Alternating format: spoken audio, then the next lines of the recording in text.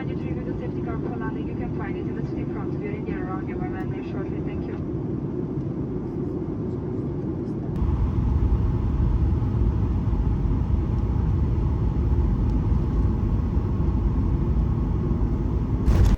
Milí priatelia, fanúšikovia motoriek, nachádzame sa v Miláne, kde práve dnes štartuje motoristický alebo motorkársky sviatok menom EICMA 2025. Je to veľtrh, na ktorom sa predstavia nielen tradičné značky so svojimi novinkami ako Kawasaki, Honda, Yamaha, Suzuki, ale takisto je tu veľmi veľa čínskych vystavovateľov, či už čínskych značiek, ktoré poznáte, alebo úplne nových. Sledujte nás, sledujte videá, sledujte storky, budem vám prinášať čerstvé informácie a tešíme sa, že môžete byť aj takýmto spôsobom spolu s nami na veľtrhu EICMA 2025.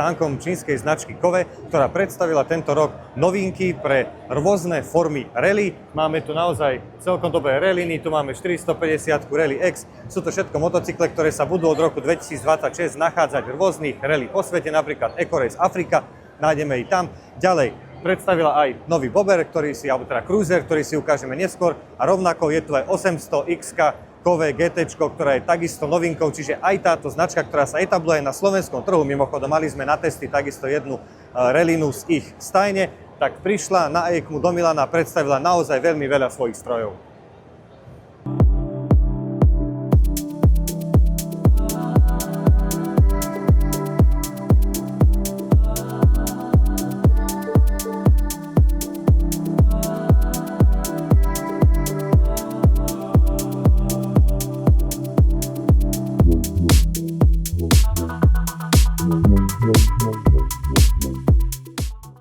Sedíme na Kove, novinka 625V, je to Cruiser, ktorý je naozaj veľmi štýlový, má dvojvalec, výkon 45 kW, čiže už to nie je nejaká A2 mašina, ale je to riadna veľká motorka, nie len teda do mesta, aj na nejaké výlety. A naozaj je to čínsky stroj, ale vyzerá veľmi dobre. Dúfame, že sa objaví takisto aj na našom trhu.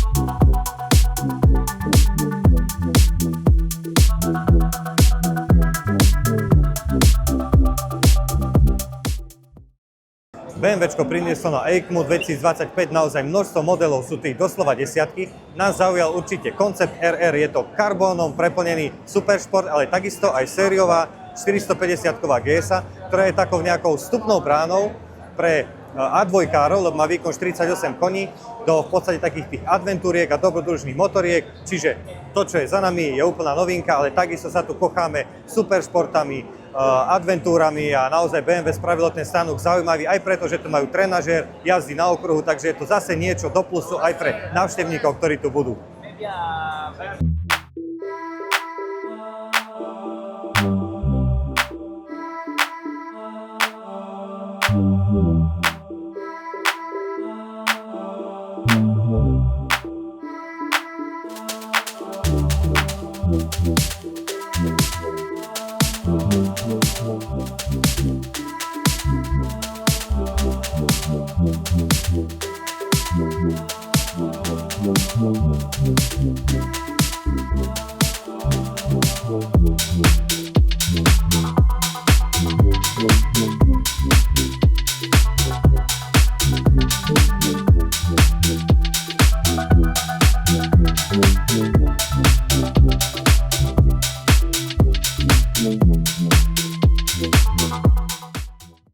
Takto to vyzerá, keď sa láska k motocyklom pretaví do niečoho hmatateľného. Tento model, ktorý bol nazvaný Titan, spravila skupinka zanietených pavorákov vo fabrike a naozaj je to jedinečný stroj. Myslím si, a asi ja hovorím pravdu, že je jediný svojho druhu a je teda výsledkom toho, ako môže dopadnúť vášeň či už k dizajnu, ale takisto aj k výkonu a celkovo k značke BMW. Model Titan, jedinečná motorka. Videli sme ju zatiaľ iba na obrázkoch, teraz konečne môžeme vidieť aj naživo.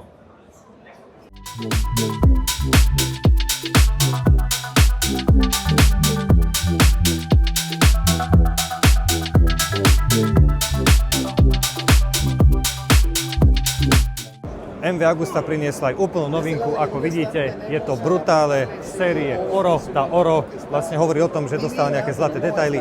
Je to motorka, ktorá má opäť trojvalec, 931 cm3, avšak tento je naladený na 148 koní a krútiaci moment na 107 Nm. Okrem toho dostala nové sanie, nové výfukové potrubie, čiže naozaj je to brutálna raketa a takisto to má aj v mene MV Agusta Brutale. A čo sme zabudli dodať, že jedinečnosť počiarkuje aj limitovaný náklad výroby a ten je len 300 kusov, takže kto bude mať tento stroj, bude jeden z 300 šťastlivcov, ktorí doňho vysadnú.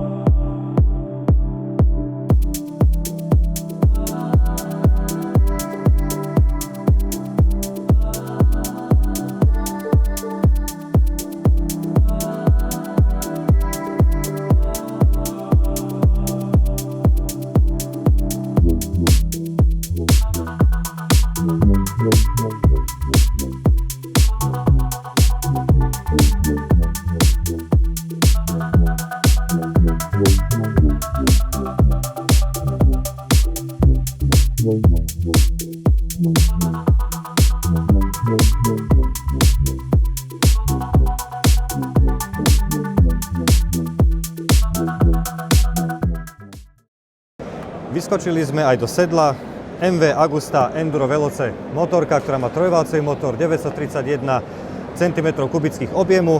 Dostala v podstate do základu nejakú výbavu navyše, ako môžeme vidieť tieto kufre, takisto stojan, centrálny plus nejaké tie kryty motora, tak všetko je v základnej výbave, čiže dostanete ju o niečo bohatšiu a takisto z trojvalca vyžmykate výkon 124 koní, takže je to tiež celkom solidná adventúrka aj do terénu. Boli by sme radi, keby sa k nám dostane aj na testy, vidíme nastaviteľnú vidlu, čiže určite sa s ňou dá dobre zabaviť a určite by sme si radi na ne zajazdili aj my.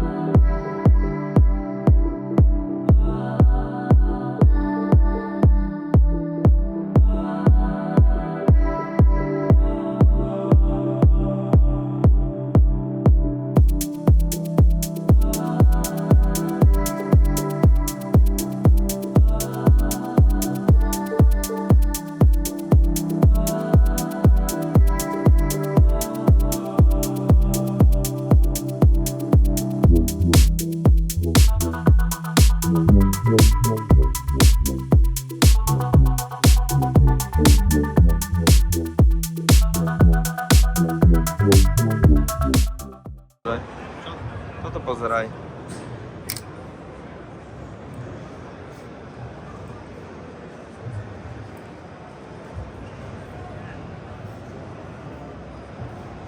Dobre, čo?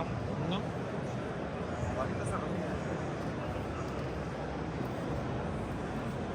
Dizajn zabili.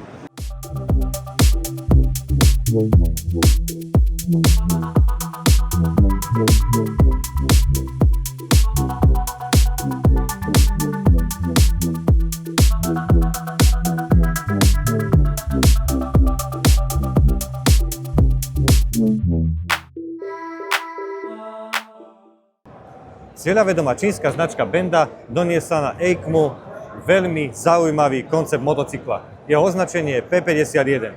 Je to motorka, ktorá je hybridná. Čo to v praxi znamená? V praxi to znamená, že teda jej srdcom je nielen teda 250-kový boxer dvojvalec, ale okrem toho ho doplňa aj elektromotor.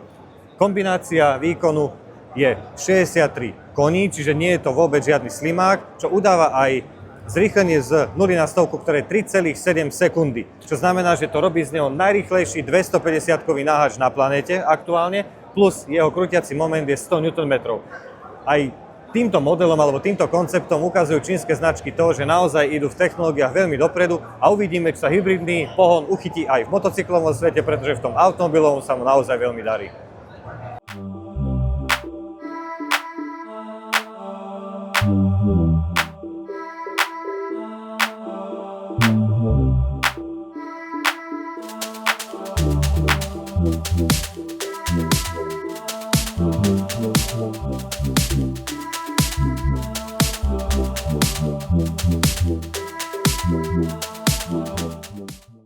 Okrem zaujímavého konceptu, ktorý má teda hybridný pohon, doniesla Benda aj na EICMu azda najsilnejšiu, respektíve nie najsilnejšiu, najobjemnejšiu motorku, ktorú tu na ich stánku môže mať. Vidíme tu 350-ky, 450-ky, 750-ka bola najvyššia, ale táto novinka, ktorú vidíte vzadu, tak má 950, alebo respektíve 948 cm3, výkon 85 kW, krútiaci moment je tam 80 Nm, čo tiež znamená, že zas tie čínske motorky nie sú len o malých kubatúrach, 350-kových, 400-kových, alebo teda tých A2-kových, ale ako môžete vidieť, táto novinka za nami, tento Cruiser, dostal 950-kový motor, čiže je to naozaj zase ďalší krok k tomu, že vedia urobiť motorku, ktorá je nielen malokubatúrová, ale aj také hebedo, ako to za nami.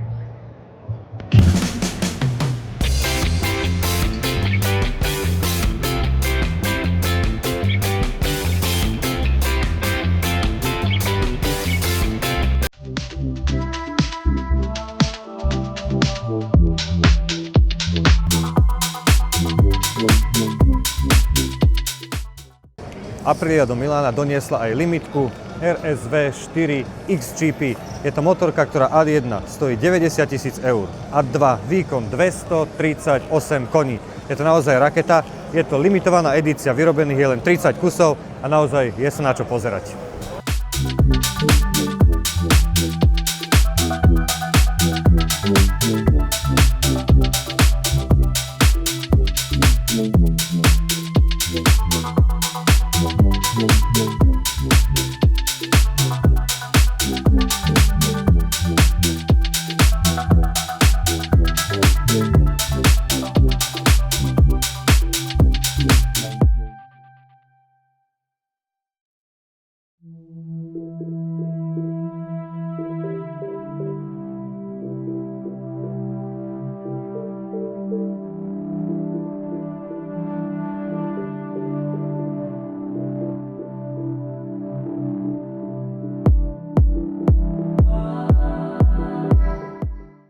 Tohtoročnou novinkou pre A2-károv je aj Aprilia RS 457 GP replika. Ako vidíte, je pomaľovaná ako to RSV 4, ktoré sme si pozerali XGP, čiže je to naozaj veľmi zaujímavá motorka pre tých, ktorí povedzme chcú jazdiť po meste, majú A2, chcú naštartovať nejakú tú svoju v úvodzovkách kariéru vo veľkých jogurťákoch, čiže toto je stvorené pre nich, plus tie polepy a celý ten dizajn im dáva taký, alebo motorke dáva taký nejaký šmrn z tých GP-čkových modelov, čiže naozaj je to veľmi zaujímavá motorka. My sme rovnako testovali ten predošlý model, ktorý nemal takéto pekné nálepky, pochvaľovali sme si ho, takže určite tie pocity z jazdy na tejto ľahkej, doslova mestskej motorke budú mať jazdci aj pri tejto replikovej verzii.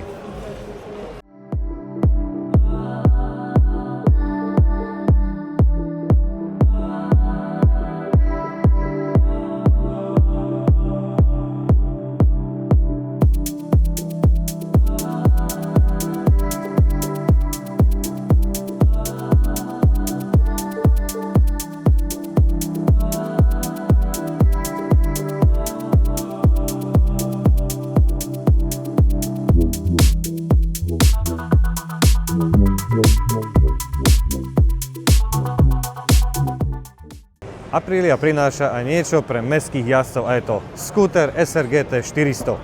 Tento model je teda bránou, ktorá sa otvára do tých stredných kubatúrových skútrov. Čo sa týka výkonu, tak je to 36 koní, krútiaci moment 37,7 Nm. SRGT sme mali na testy aj my, avšak 400, ktorá je aktuálne tu, tak je to stacionárny model, na trh by sa mohla dostať postupom času, ale teda je to novinka, ktorá je v tej vyššej kubatúre a Aprilia teda takýmto spôsobom chce zabojovať o ďalšiu alebo novú klientelu.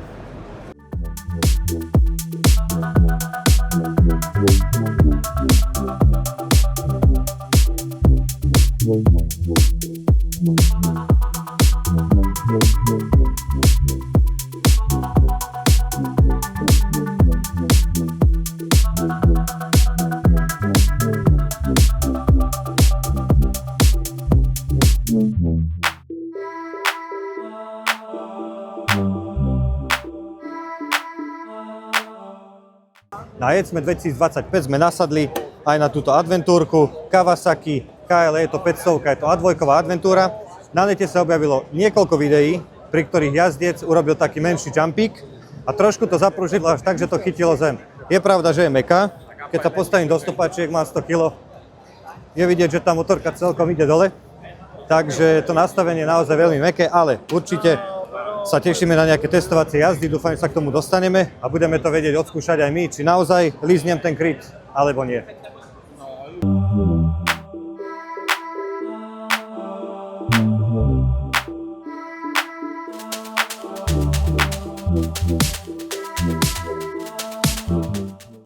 Kawasaki Z900 RS.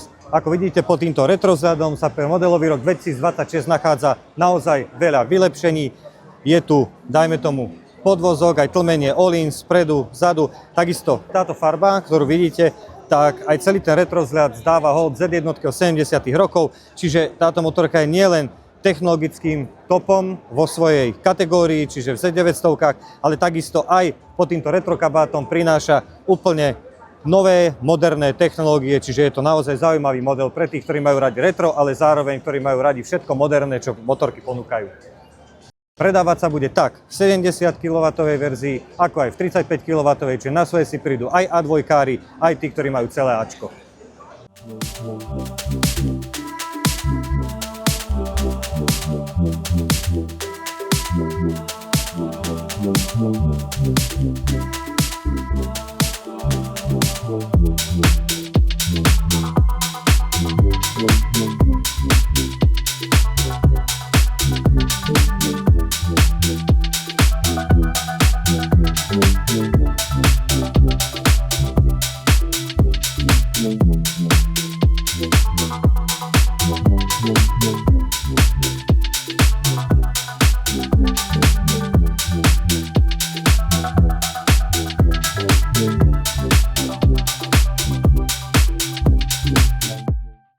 Kawasaki Z650S prešla modernizáciou alebo respektíve vylepšením. Ponúka teraz určite ergonomickejšie nielen tvary, ale celkovo posed pre jazdca. Stupačky sa posunuli, čo je veľké plus. Takisto riadidlá sú hrubšie. Tiež, čo je dobré, sedlo tak jazdca, ako aj spolujazdca dostalo širšie polstrovanie, čiže je zase trošku príjemnejšie na zadok. A čo sa týka celkom motocykla, mal by byť pre jazdca kompletne, ako sme povedali, ergonomickejší, príjemnejší na jazdu a pohodlnejší. Okrem toho dostala v štandarde kontrolu trakcie, takisto nový 4,3 palcový TFT displej. Ako príplatkové príslušenstvo tu môže byť napríklad quick shifter.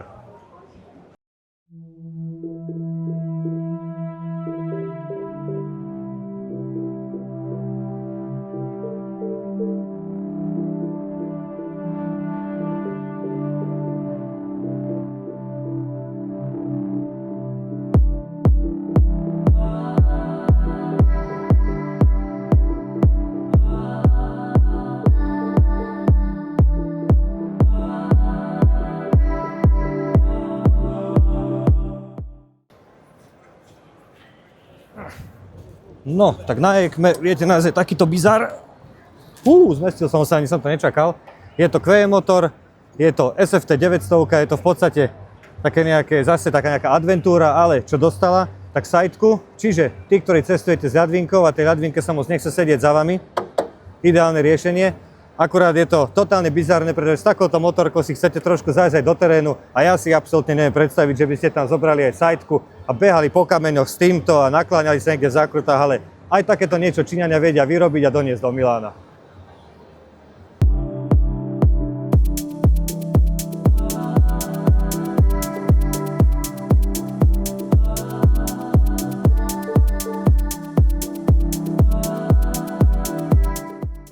Keď sme hovorili o bizároch na ECME, tak podobný bizár je aj tento skuter, ktorý je za nami, je to Peugeot Django 125, je to spolupráca medzi Peugeotom a francúzskou dizajnovou značkou Manouche. Takže okrem toho, že si sadnete do sideky na Endure, takisto si môžete kúpiť tento dizajnový kúsok v podobe Peugeotu.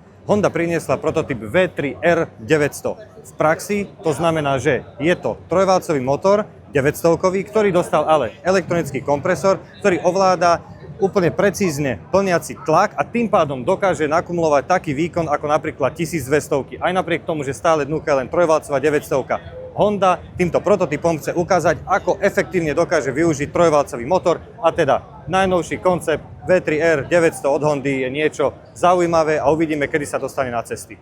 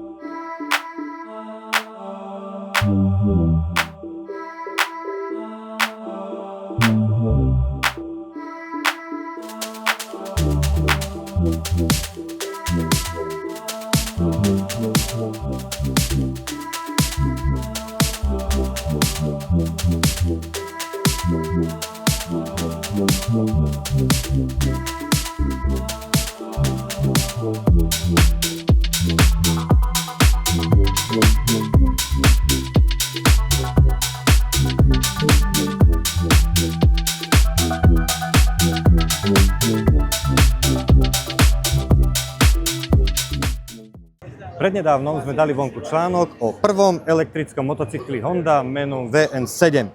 Tento elektromotocykel produkuje výkon 18 kW, ale k dispozícii bude aj 11 kW, aby ho mohli jazdiť aj A1-tkári. Dojazd na jedno nabitie akumulátora je 130 km a teda Honda sa rozhodla, že sa vrhne do poľa výroby elektrických motocyklov a toto je tá prvá lastovička, ktorá možno urobí v budúcnosti leto, čo sa týka elektrických strojov značky Honda na dvoch kolesách.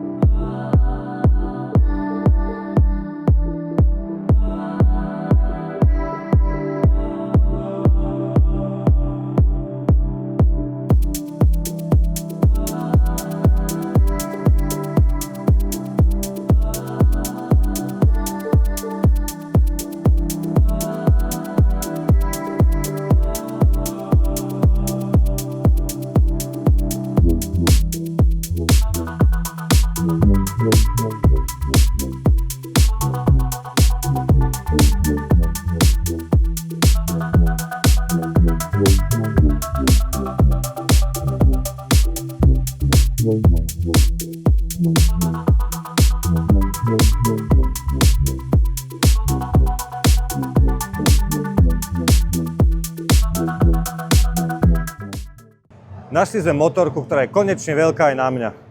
Takto to vyzerá, keď nie je zaprúžená. A je to Beta RX 350, je to dvojtak, nahradila 300 a zaplnila tak medzeru medzi 250 dvojtaktom a 450 štvortaktom. Táto motorka dostala podvozok, alebo respektíve pruženie Kayaba vpredu aj vzadu. Vpredu dostalo 48 alebo 47 mm, ak sa nemýlim, vzadu je to 50 monošok. A toto je naozaj poriadna terénna mašina. A toto ma celkom dostalo, že keď som ju naskočil, tak musí byť na špičkách, aby motorka nebola zapružená v tlmičoch. Sila.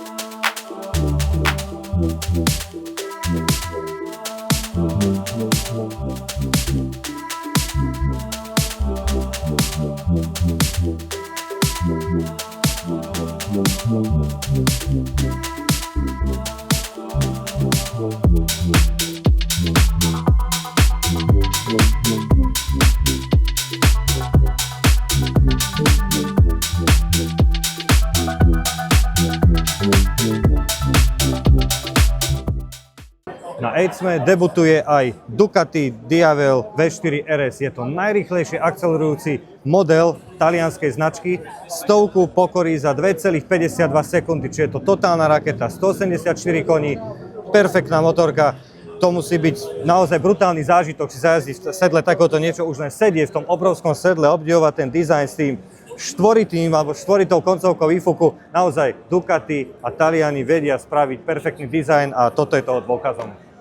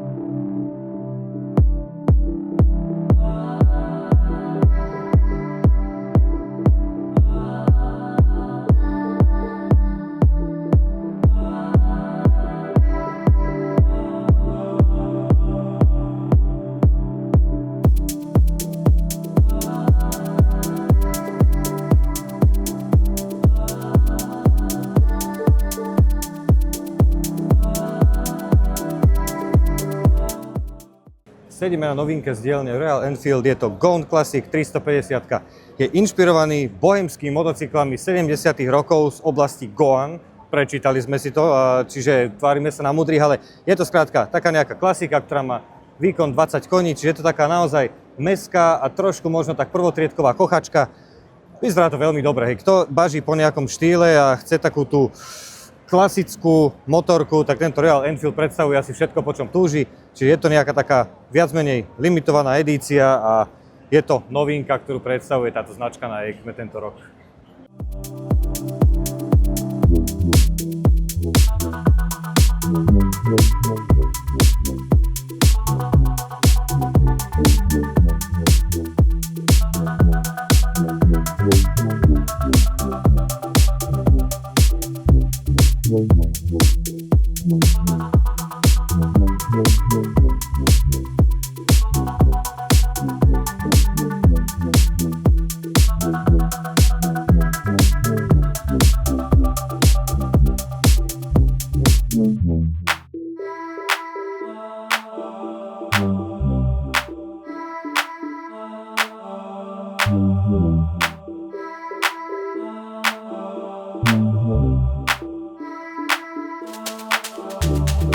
Ďalšou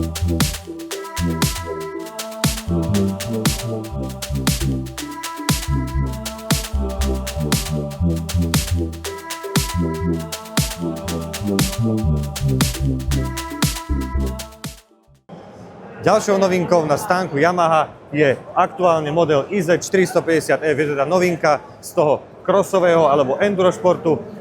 Je to v podstate model, ktorý ja neviem ohodnotiť, keďže nie som nejaký enduro jazdec. Čo v podstate dostala, tak je tu novinka v podobe hydraulickej spojky, čiže je to niečo, čo naozaj kto jazdí, tak si vie asi predstaviť, čo to znamená. V podstate pre nás je to len ako keby ďalší model, ktorý Yamaha predstavuje ako novinku na EICME 2025.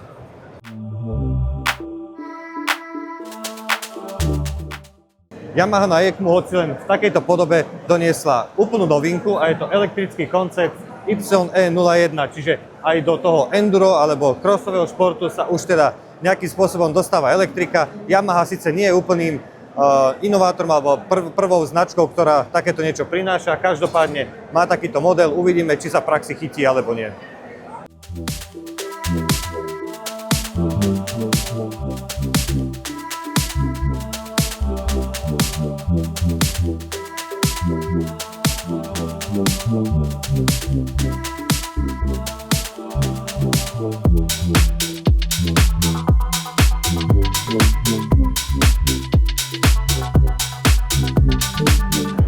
Yamaha doniesla aj inovovanú tenerku World Raid 700. Je to motocykel, ktorý v podstate dostal po inovácii jedno sedadlo, ktoré je viacej rallyové alebo teda crossové, čo znamená, že aj ten celkový posed alebo potom aj postoj bude lepší práve v teréne. Takisto novinkou sú aj, zrovna nie na tejto motorke, ale novinkou sú aj dva 23-litrové ďalšie bočné boxy, ktoré sú hliníkové a sú 1,5 kg ľahšie. Potom takisto je tam systém kontroly trakcie, je tam ABS-ko, je tam škrtiaca klapka elektronická, čiže je tam zase viacej elektroniky, už aj v takomto terénejšie ladenom modeli, čiže Yamaha si povedala, že aj do takýchto strojov už dá viac elektroniky, viac tých bezpečnostných systémov a prvkov, aby boli ešte ako keby lepšie jazditeľné aj pre niekoho, kto nie je úplný profík.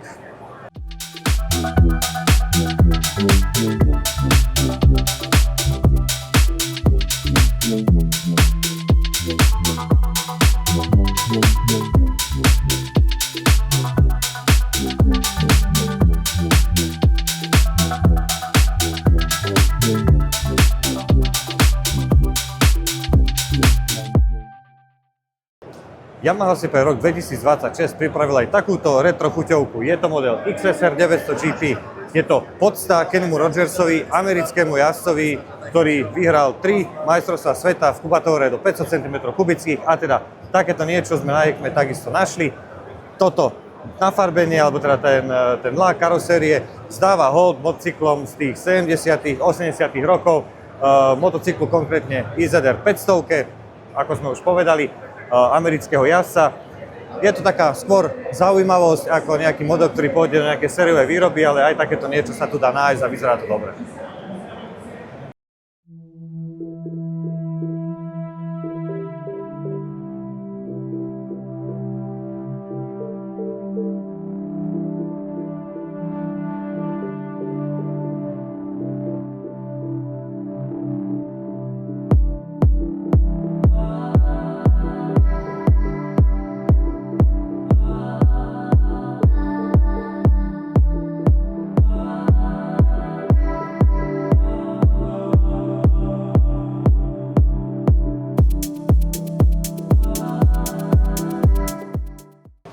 Hoci stojíme na stánku firmy Hero Motorcorp, ktorá je z Indie, z nového díly, za nami sa nachádza Harley Davidson. Prečo sa nachádza Harley v indickej značke? No pretože táto X440 je vyrábaná práve touto indickou firmou a je to model, ktorý má byť dostupný pre Áziu. Je v podstate 27 koňový, čiže je to taká A2 a je to teda dostupná Harleyka pre východný trh a vyrábajú Hero Motorcorp z Indie.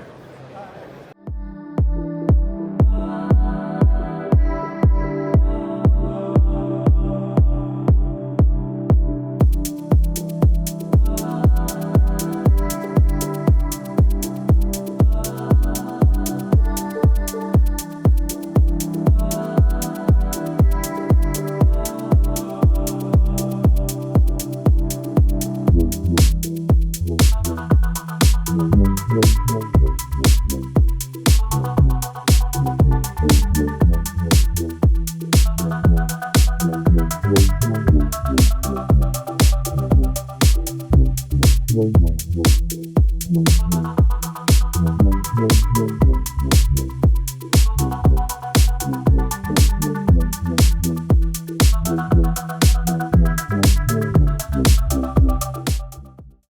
legendárna značka Norton sa vracia na cesty. Aktuálne sedím na modeli Manx R, je to 1200 štvorvalec, výkon 203 koní, je to jeden zo 6 modelov, ktorými značka prichádza znova na trh a aj vďaka tomuto sa chce znova dostať do povedomia a my musíme povedať, že naozaj po dizajnovej stránke to vyzerá veľmi dobre a uvidíme, ako bude jazdiť, ako budú prvé testy tohto motocykla. Buď nám uvidíme, či sa dostane, alebo nie, myslíme si, že skôr nie, ale každopádne Norton sa znova hlási o slovo.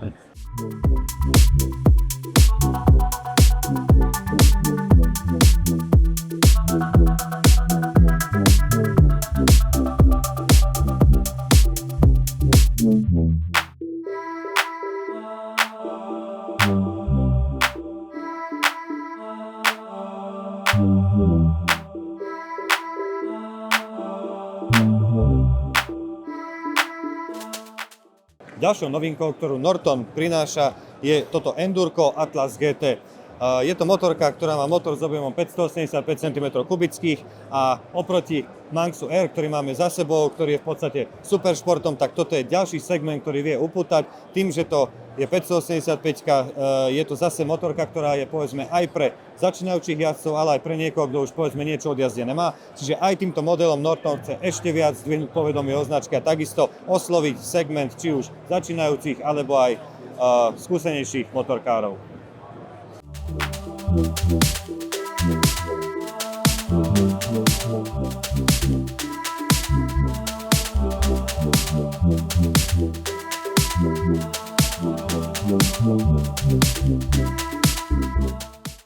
Trošku menej kapoty ako na modeli Manx R poskytne model Norton Manx. Je to v podstate rovnaký základ, rovnaká motorka, akurát tých plastov máte trošku menej. Takisto motor, výkon 203 koní, 130 Nm krútiaci moment. Je to teda dobrá zábavka tak do mesta, ako aj mimo mesto. Uvidíme, aké pocity a dojmy ukážu prvé testovacie jazdy.